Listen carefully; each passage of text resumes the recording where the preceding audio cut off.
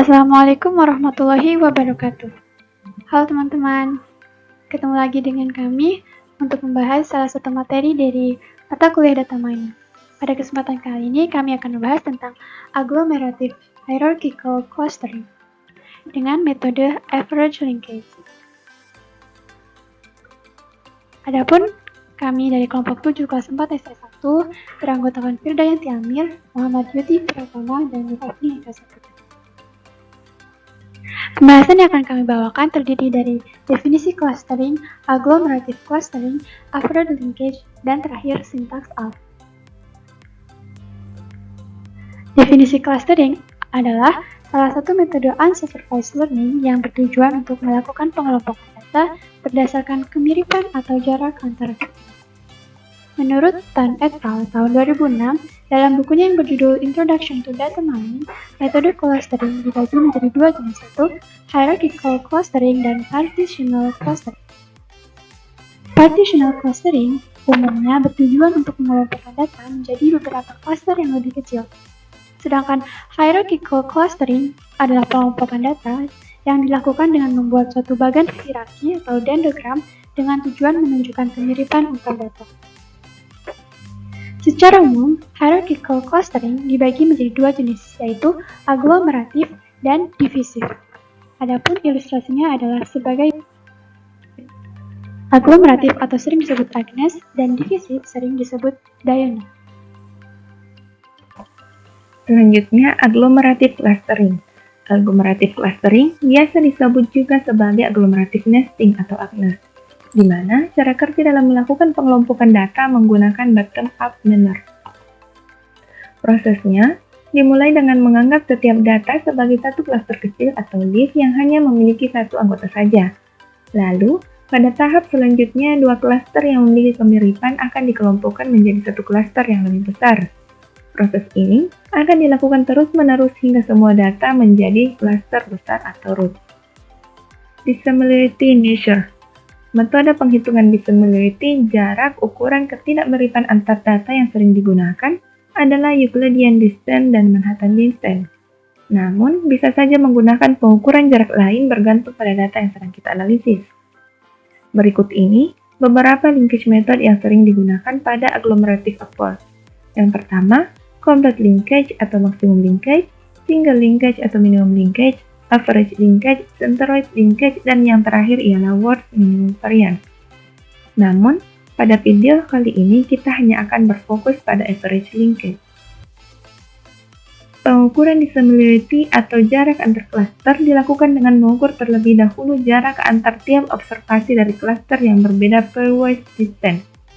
Kemudian, dihitung rata-rata jarak dari pairwise distance tersebut dan nilai tersebut akan menjadi ukuran dissimilarity antar klaster.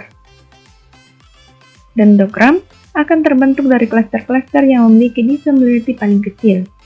Umumnya, metode ini akan menghasilkan klaster yang tidak terlalu loose maupun compact. Berikut ialah formula antara klaster menggunakan average linkage. Selanjutnya ialah praktek dengan menggunakan. Selanjutnya di sini saya akan menjelaskan mengenai pengaplikasian dengan RStudio dari Agnes menggunakan average linkage. Nah, pertama di sini kita akan menggunakan data user race. Di sini kita itu ingin menganalisis kedekatan negara bagian Amerika Serikat berdasarkan tingkat kriminalitasnya. Oke, pertama kita perlu package yang kita butuhkan untuk membuat dendrogram. Di sini kita panggil. Nah, setelah kita panggil, kita memanggil datasetnya juga, itu data user race. Nah, ini datanya. Di sini ada variabel murder, assault, urban pop, dan drag. Nah, setelah ada datanya, kita cek apakah data tersebut ada missing value-nya. Ternyata tidak ada. Selanjutnya kita mau cek skala tiap variabel datanya. Nah, dapat kita lihat di sini satuan dari tiap data itu berbeda-beda. Ada yang ratusan, ada yang puluhan, ada yang masih membentuk satuan. Sehingga di sini tuh perlu kita lakukan standarisasi. Nah, setelah distandarisasi, inilah datanya, dan inilah yang akan kita buat klasternya berdasarkan data yang telah distandarisasi. Nah, selanjutnya kita mengukur dissimilarity datanya terlebih dahulu dengan menggunakan Euclidean distance. Oke, setelah dihitung, Ini kita menggunakan average linkage untuk linkage metodenya. Oke, setelah itu kita dapat membuat dendrogramnya dengan sintaks seperti ini. Oke, nah ini adalah dendrogram yang didapatkan.